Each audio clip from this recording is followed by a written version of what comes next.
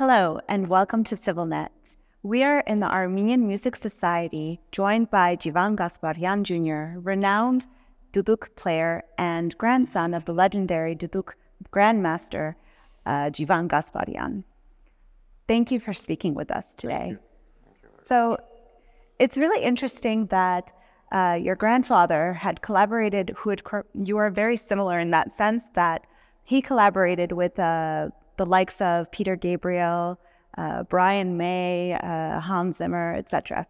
And you seem to be carrying on that tradition by collaborating with different pop and rock musicians in Visa or in your project, Jivan and Sebu.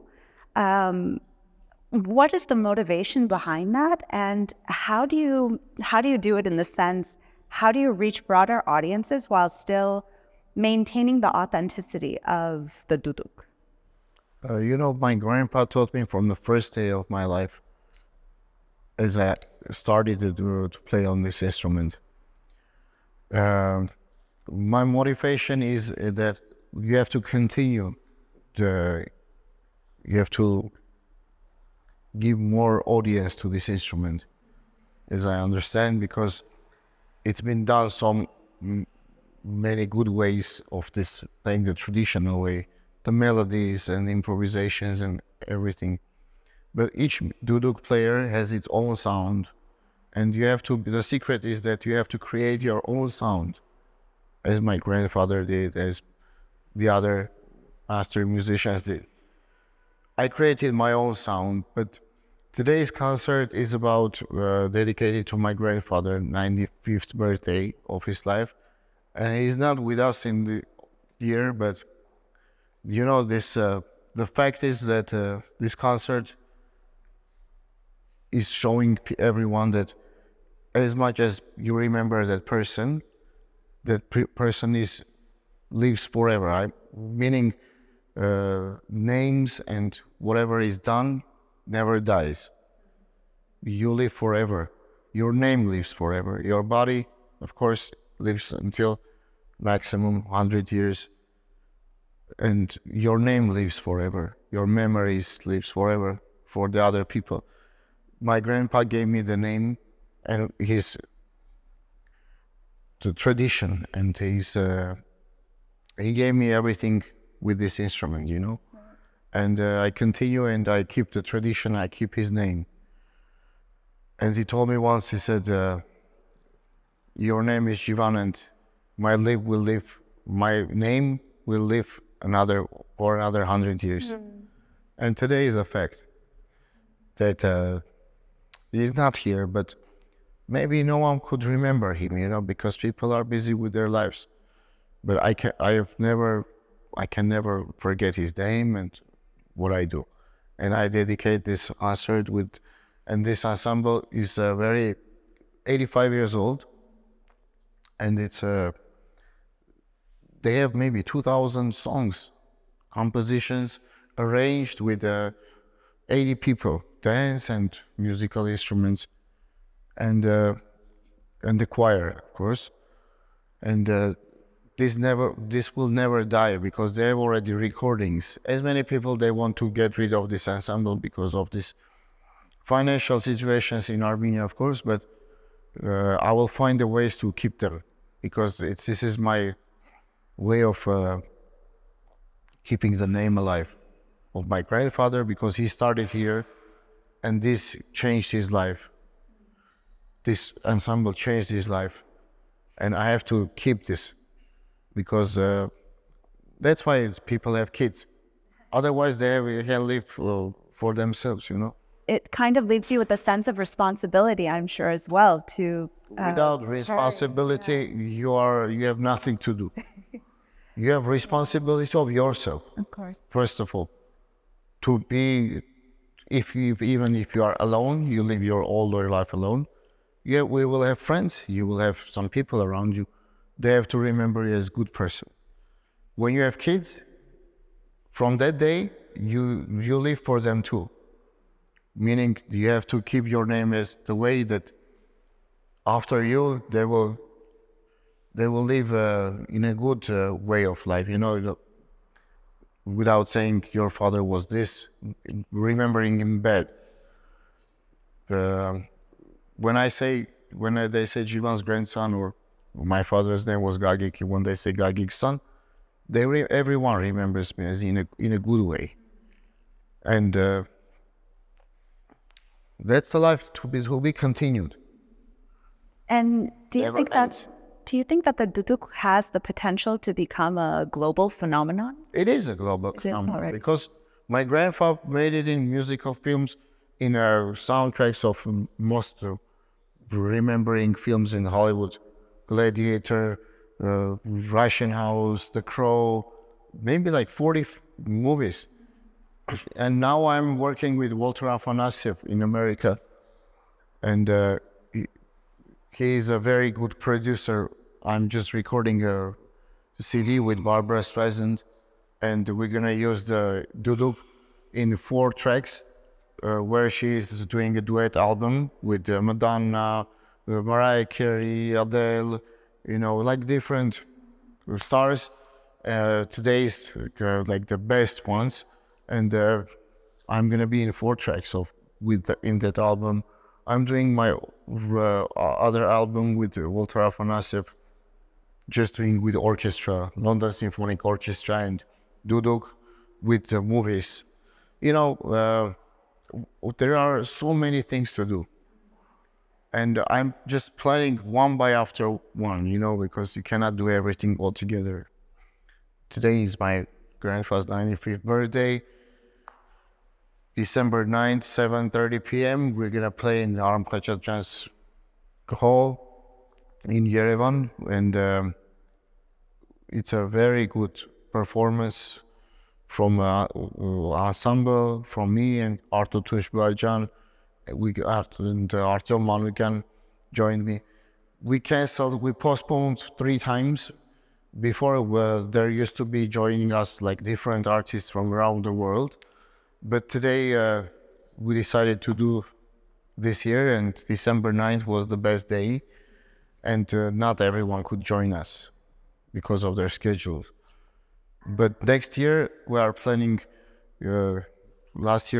This year I played with Brian May, and we have so many things to do. And they came to Armenia, we played together. We have so many plans. I noticed a little bit earlier when you were practicing that it's very fusion-esque, experimental type music.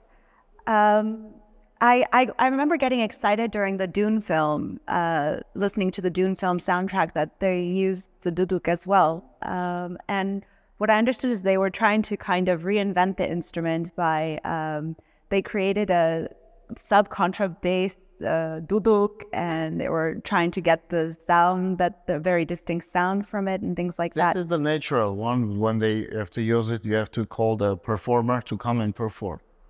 Because on today's, they use so many synthesizers creating sounds, fake sounds, just because to make easy for people to get to this traditional instrument.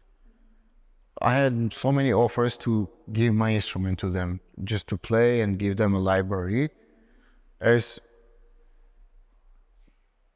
to give my fingers and my sounds to them. So they can create music with my emotions, but that's not an emotion, just fingers and the sound you can give them. But the emotions you have to give personally. And do you think that this kind of experimental take kind of opens doors to Duduk players everywhere? And maybe, I don't know, there's this feeling that for many people, they believe that Duduk players are limited to funerals or folk music concerts and things like that. Before it's not a secret, but before, and it's not a secret that this is an Armenian instrument. The real name is Tiranapok. Tiranapok. Yes, the Duduk is kind of Russian name because they couldn't say in those Soviet Union times, they couldn't say Tiranapok, they would say Duduk, Dudka. This is Tiranapok because it's made of apricot wood, Tiran, and Pok is the reed, And but in Russian in those times they couldn't say Tiranapok, they used to say Duduk. And in the world, it got used to that word. But this is a real Armenian instrument because the emotions, you can name any other countries, any other religions, any other people that can play like Armenians. I will say no problem. Seriously, okay. It's a fact. There are different neighbor countries that they want to say that this is theirs. They can say, we can say also. One time, they told my grandfather, they said, how can you say that Duduk is Armenian? Really? Because they play everywhere, you know? Jivan said, you know what my grandparents told them? He said, a lot of people play balalaika. It means it's their balalaika, it's their instrument? No. They just like the instrument, they play. Right. Balalaika is a Russian instrument. It's Russian. But I can like balalaika and I can buy and I can play. If I play better than Russians, you know, but it cannot be done because it's a tradition, it's in the blood. Right.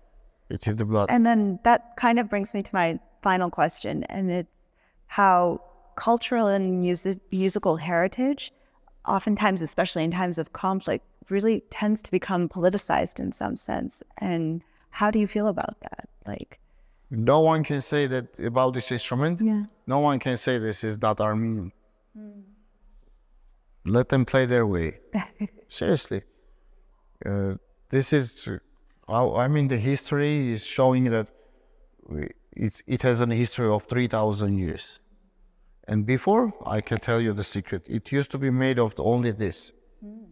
This part, it became after a couple of 100 years when they created, they started to make this part from woods. Before it used to be from this one. The reed, the same way as like shavi, it's called. Right. They make holes, but then they changed this and they made a wooden part and they put it here and it became a different sound.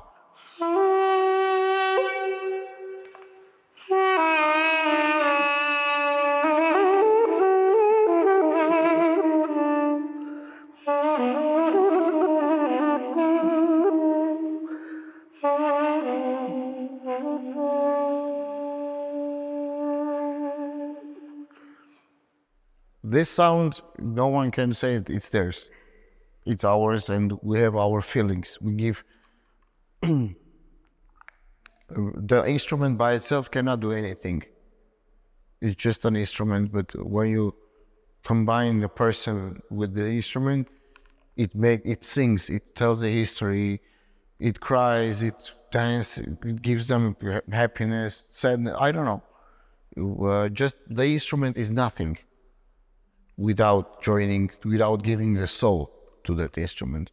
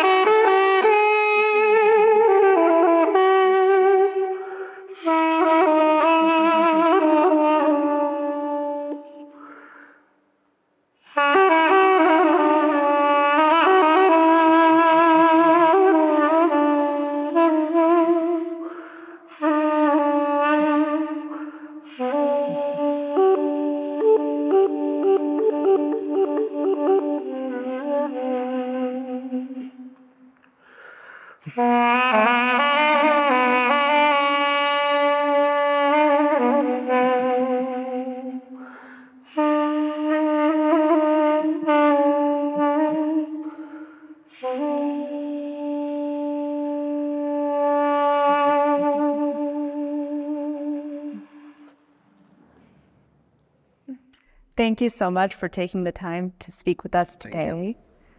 And thank you for watching CivilNet.